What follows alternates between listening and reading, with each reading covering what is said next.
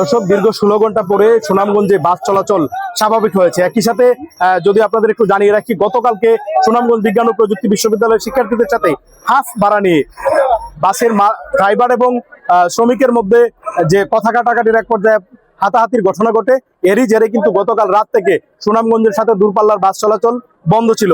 তো আজকে সকাল থেকে কিন্তু আমরা দেখেছি শ্রমিক মালিক ঐক্য পরিষদের ডাকে যে ধর্মঘট চলছিল সেটি খুব কড়াকড়ি ভাবে পালন করা হয়েছে এবং এখানে শ্রমিকরা পিকেটিং করেছে কোনো গাড়ি যেন শহরে প্রবেশ করতে না পারে এবং শহর থেকে বের হতে না পারে।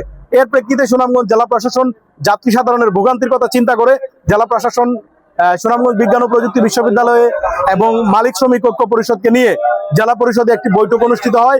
এই দীর্ঘ বৈঠকের ফলে তাদের যে 3 দফা দাবি ছিল, শ্রমিক মালিক ঐক্য পরিষদের যে 3 দফা দাবি ছিল, সেই দাবির প্রেক্ষিতে এবং তাদের এই আশ্বাসের ফলে কিন্তু এই অবরোধ প্রত্যাহার করেছে। যদি আপনাদের একটু দেখানোর চেষ্টা করি, এই মুহূর্তে কিন্তু সুনামগঞ্জে যান চলাচল স্বাভাবিক রয়েছে এবং যাত্রী সাধারণ তারা তাদের নির্ধারিত গন্তব্যে যেতে পারছেন।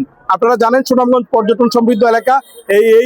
এখানে যে পর্যটকরা আজকে আটকা পড়েছিলেন মূলত যান চলাচল না করার কারণে, তারা হয়তো কিছুক্ষণের মধ্যেই সুনামগঞ্জ শহর ছাড়বে।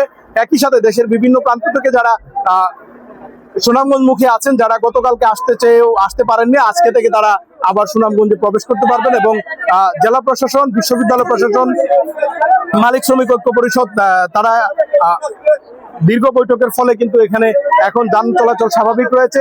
একই সাথে আমরা যদি একটু দেখানোর চেষ্টা করি যাত্রীরা কিভাবে, এখানে অনেক যাত্রী, উপচে পড়া ভিড় রয়েছে যাত্রীদের। এই ভিড়ের কারণ হচ্ছে আজকের এই ধর্মঘট। যাত্রীরা দেখা যাচ্ছে বাসে তারা যাচ্ছে, যদি দেখানোর চেষ্টা করি।